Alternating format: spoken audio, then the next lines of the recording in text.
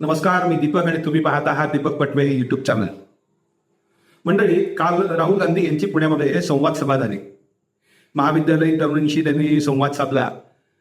त्या सभेचा कितपत परिणाम झाला असेल या संदर्भात माझी काही निरीक्षणं आहेत आणि त्यावरून काही मतही बनली आहेत.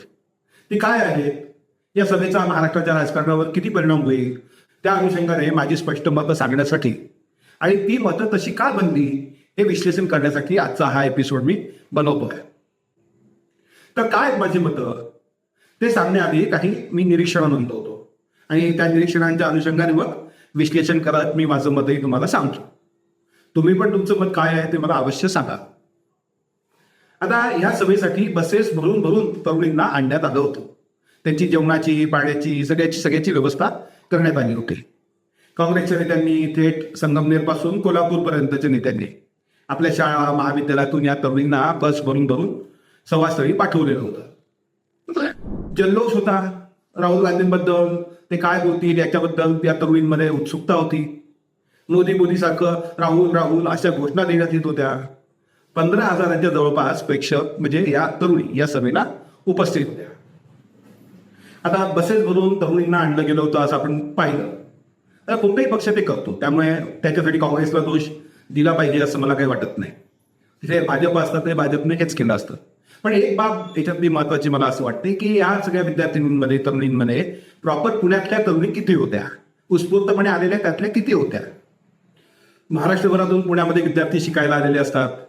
ते जर या सभेला हजर राहिले तर राज्यभरामध्ये काँग्रेसचा एक संदेश आपोआपच जाईल असं ही सभा निधी घेण्यामागचा काँग्रेसचा हेतू होता आणि उघड आहे. कोणताही पक्ष असाच विचार करेल. त्यामुळे त्यांनी तो विचार केला. तो किती यशस्वी झाला त्यांचा तो प्रयत्न हे कळायला मात्र आपल्याला थोडा वेळ घ्यावा लागेल. आता काही चॅनल्सही तिथल्या वातावरणावर फोकस करत होते, लाईव्ह ते सगळं दाखवत होते. त्यावेळेस आपण पाहिलं की तिथे तरुणींमध्ये जल्लोष होता. पण तरुण असण्याचा तोच एक तर वैशिष्ट्य आहे ना. ते सगळ्या तरुणी होत्या आणि तरुणींमध्ये उत्साह नसेल, जल्लोष नसेल तर ते तरुण कसले. त्यामुळे तो जल्लोष, तो उत्साह हा देखील आपण एक असं म्हणू शकतो की तो नैसर्गिक होता. राहुल यांच्या नावाच्या घोषणा देण्यात आल्या. एक काळ असा होता की काँग्रेसची सभा असली तरी तरुण मोदी मोदी अशा घोषणा देऊन ते वातावरण बदलून टाकत होते. आता तरुण कोणीतरी दिल्या म्हणून असतील किंवा कोणीतरी सांगितलं म्हणून असतील, पण राहुल अशा घोषणा देता आहेत. हा परिस्थितीमध्ये होत असलेला बदल आहे आणि तो भाजप सारख्या पक्षाने पण गांभीर्याने लक्षात घेण्यासारखी गोष्ट आहे. म्हणजे जे भाजपचे समर्थक आहेत त्यांनी पण ही गोष्ट लक्षात घेतली पाहिजे की कोणीतरी समर्थन केलं, कोणीतरी सांगितलं म्हणून का असे ना, पण ह्या राहुलच्या घोषणा दिल्या गेल्या. माझ्या मते तर त्या बहुतांशी उत्स्फूर्तच होत्या. 15,000च्या जवळपास तरुणी इथे उपस्थित होत्या. त्या आणल्या गेल्या होत्या का आल्या होत्या हा प्रश्न आपण सध्या बाजूला ठेवू. पण या मुलींना कोणीतरी आपलं म्हणणं ऐकून घेतंय याचं अप्रूप होतं हे मात्र तिथे आपल्याला जाणवत होतं. कोणीतरी आपल्या प्रश्नांवर बोलतंय, मला जे वाटतं ते बोलतंय असं वाटणं ही बाब तरुणींच्या बाबतीमध्ये परिणामकारक ठरू शकते, प्रभावी ठरू शकते, हे आपल्याला लक्षात घेतलं पाहिजे. माझ्या अडचणी, माझे प्रश्न, मला होणारा त्रास मी कोणाला तरी सांगितला पाहिजे असं महिलांना प्रकर्षाने वाटत असतं. म्हणून तर त्या एकमेकांना आपलं दुःख शेअर करत असतात. मग त्यासाठी निमित्त शोधतात, बाहेर जाण्याचं निमित्त शोधतात, प्रातर्विधीला जाण्याचं, सोबत जाण्याचं निमित्त शोधतात आणि आपल्या या सुखदुःखाच्या गोष्टी त्या शेअर करत असतात. इथे तर एका राष्ट्रीय पक्षाचा नेता आपल्याला ऐकून देतोय. हा अनुभव या 15,000 विद्यार्थिनींसाठी, महिलांसाठी, मुलींसाठी फार महत्वाचा आहे असं मला वाटतं आणि म्हणून तो परिणाम करू शकतो असं माझं या बाबतीतलं मत आहे. तो किती परिणाम होईल, कसा होईल, तो टिकवून ठेवण्यासाठी काँग्रेस पुन्हा काही प्रयत्न करणार आहे का पाठ मागचं सपाट असं जर झालं तर मग हा परिणाम किती काळ राहील हा मात्र वेगळा प्रश्न आहे. आता राहिला प्रश्न राहुल गांधींनी या सभेतून काय सांगलं, किती फायदा होईल काँग्रेसला या सभेचा. माझं असं मत याच्यातलं की या सभेचा काँग्रेसला फायदा होण्याच्या ऐवजी झाला तर खूप कमी होईल आणि नुकसान मात्र त्याच्यापेक्षा जास्त होईल. राहुल यांच्या भाषणाचं आणि त्याच्या एकूणच परिणामांचं विश्लेषण एक राजकीय अभ्यासक म्हणून जेव्हा मी करतो तेव्हा मी या एकूणच कार्यक्रमाचे 3 भाग करतो आणि त्याच 3 दृष्टिकोनातून या सभेचं विश्लेषण मी आज करणार आहे. काय हे 3 दृष्टिकोन? तर पहिला की राहुल गांधींच्या विरोधी पक्षाला म्हणजे सध्याच्या सत्ताधाऱ्यांना किंवा आपण डायरेक्ट भाजपच म्हणू, तर भाजपला या सभेनं किती डॅमेज केलं, भाजप सारखा पक्ष का नको ते किती प्रभावीपणे समजावून सांगितलं गेलं आणि ते किती प्रभावीपणे लोकांना समजलं. दुसरा मुद्दा, आपल्याकडे सध्याच्या प्रश्नांवर समस्यांवर काय उपाय आहे हे राहुल गांधींनी सांगितलं का? मोदींनी जसं गुजरातचं मॉडेल समोर ठेवून 2014ची निवडणूक जिंकली होती, तसं काही मॉडेल किंवा त्याचे काही उपाय राहुल गांधींनी ठेवलंय का? आणि तिसरा दृष्टिकोन किंवा तिसरा मुद्दा असा आहे की त्यातून सध्याच्या सत्ताधाऱ्यांना पर्याय काय आहे हे प्रत्यक्ष किंवा अप्रत्यक्ष त्यांनी पटवून दिलं का? पहिला मुद्दा असा की भाजपला त्यांनी किती डॅमेज केलं. मोदी यांच्या बातम्याचा एक भाग दाखवून त्यांनी असं सांगितलं की मोदींना मुलांनी शिव्या दिल्या त्याचं काही वाटत नाही, पण मुलींनी शिव्या दिल्या याचा त्यांना सांस्कृतिक धक्का बसला आहे. आणि असा मुलींनी शिव्या दिल्या हा सांस्कृतिक धक्का बसणं योग्य आहे का असा प्रश्न त्यांनी त्या मुलींना विचारला. आता या प्रश्नाचा किंवा या मुद्द्याचा किती प्रभाव पडला असेल? मला वाटतं की जो भाजपचा मतदार आहे, विशेषतः मध्यमवर्गीय उच्च मध्यमवर्गीय, त्यांनाही जर जंतर मंतरवर मुलींनी ज्या पद्धतीने शिव्या दिलेल्या पाहिल्या असतील त्यांनी, त्यामुळे त्यांनाही एक सांस्कृतिक धक्का नक्की बसला असेल.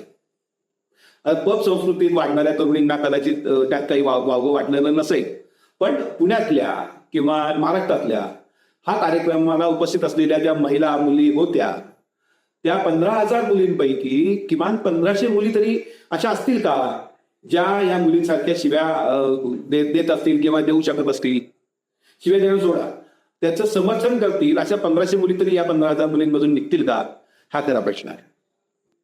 त्या मुलींचं सोडा, ज्यांनी हा कार्यक्रम लाईव्ह पाहिला असेल किंवा नंतरही ते पाहत असतील, त्या काँग्रेसच्या मतदारांपैकी, भाजपच्या नाही म्हणते मी, काँग्रेसच्या मतदारांपैकी किती मतदार किंवा किती मुलींना त्या मुलींनी दिलेल्या शिव्यांचं समर्थन करता येऊ शकेल किंवा ते समर्थन करतील.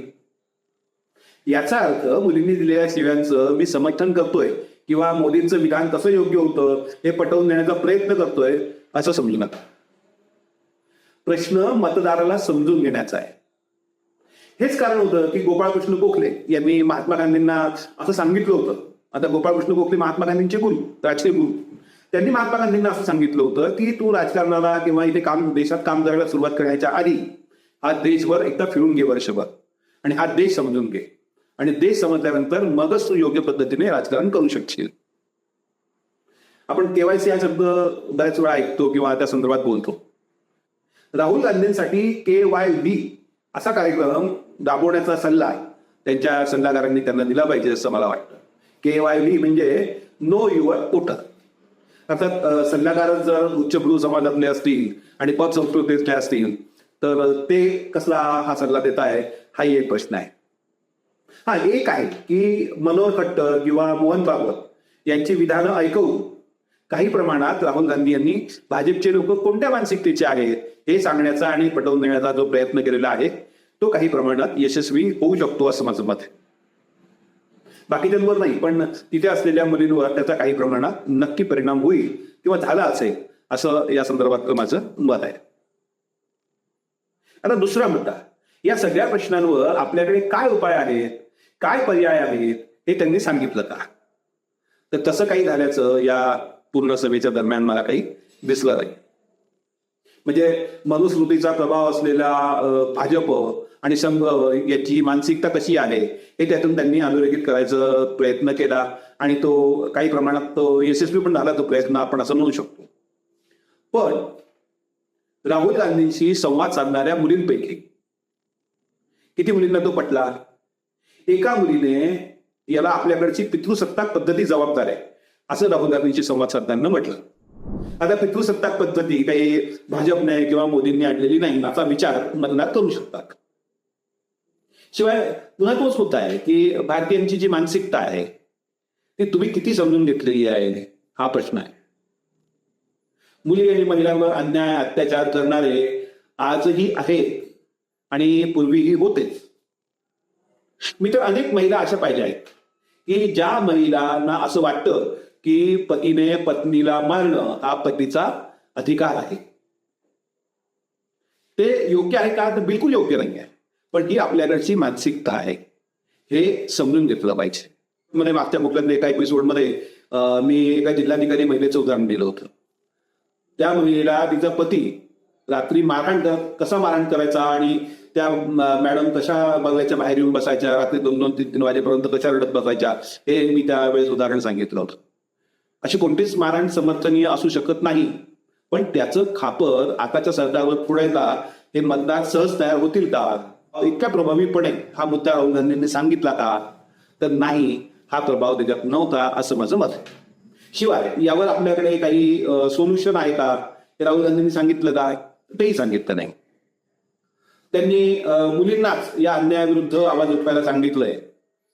त्यामुळे या दृष्टिकोनानेही राहुल यांची सभा काँग्रेसला फायदेशीर ठरू शकेल असं काही मला वाटत नाही. तिसरा मुद्दा, या सत्ताधाऱ्यांना बदलायला पाहिजे, हे प्रत्यक्ष किंवा अप्रत्यक्षपणे त्यांनी सांगताना त्यांना बदलून तुम्ही कोणाला सत्तेवर आणलं पाहिजे याचं काही उत्तर उपस्थितांना दिलं का? किंवा त्यांना त्यांच्या भाषणातून, त्यांच्या कृतीतून, त्यांच्या संवादातून ते मिळालं का? तर काँग्रेसला सत्तेवर आणा, मला पंतप्रधान करा, म्हणजे मी ही परिस्थिती बदलून दाखवेन, असं काहीही ते बोलले नाही. आता सभेच्या सुरुवातीलाच त्यांनी मी राजकीय बोलणार नाही, मी राजकीय बोलायला आलेलो नाही, मी संवाद साधायला, तुमच्याशी बोलायला, तुमचं म्हणणं ऐकून घ्यायला आलेलो आहोत, असं त्यांनी आधीच सांगून टाकलेलं होतं. त्यामुळे ते ही गोष्ट बोलले का नाही बोलले हे याची चर्चा करण्यात काही अर्थ नाही. पण जेव्हा सभेच्या भाषणाच्या परिणामांचं आपण विश्लेषण करतो तेव्हा या मुद्द्याचा आपल्याला विचार करावा लागतो. आपल्या समस्या ऐकून घेणाऱ्याला निवडून दिलं पाहिजे असा विचार या मुली करतील असा आपण एक वेळ मानून चालू. पण राहुल यांच्या सभेतून मात्र थेट असा संदेश ते देऊ शकलेले नाही. भाजप विरोधकांची एक थिअरी आहे, विशेषतः काँग्रेसवाल्यांची. त्यांना जर कोणी असं विचारलं की समजा ठीक आहे, मोदींना लोक पराभूत करतील, मग मोदींना पर्याय कोणाला ते स्वीकारतील, लोकांनी निवडून द्यावं असा कोणता चेहरा आहे असं विचारलं तर हे लोक असं सांगतात की इंदिरा गांधींना लोकांनी पराभूत केलं तेव्हा तरी कोणता चेहरा समोर होता, पण लोकांना इंदिरा गांधी नको होत्या म्हणून त्यांना पराभूत केलंच नाही. आता ही थिअरी मुळीच चुकीची नाही. पण राहुल गांधी मोदींना पराभूत करण्यासाठी लोक आपल्याला निवडून देतील असा विचार करून राजकारण करू पाहत असतील तर त्या राजकारणाला फारसा अर्थ नाही, त्याचा काही फार मोठा परिणाम होईल असं मला काही वाटत नाही. अशा पद्धतीचं राजकारण फार काळ टिकू शकत नाही असं माझं आतापर्यंतचं निरीक्षण आहे आणि त्यामुळे तो ठाम विश्वास पण आहे. एकूणच काय तर राहुल यांची ही पुण्यातली जी संवाद सभा आपण करून त्याला ती चर्चेत आली, पण त्याचा काँग्रेसला फार मोठा फायदा होईल असं मला दिसत नाही. पाहूया काय होतंय ते. मी माझं मत या ठिकाणी मांडलेलं आहे. मी तुम्हाला विनंती करतो की तुमचं काय मत आहे याच्या संदर्भातलं ते तुम्ही कमेंट बॉक्समध्ये अवश्य नोंदवा. हे चॅनल सबस्क्राईब केलं नसेल तर अवश्य सबस्क्राईब करा, बेल आयकॉनवर पण क्लिक करा म्हणजे नवीन एपिसोड तुम्हाला लगेच कळेल. आपण पुन्हा भेटत राहूच. तोपर्यंत नमस्कार.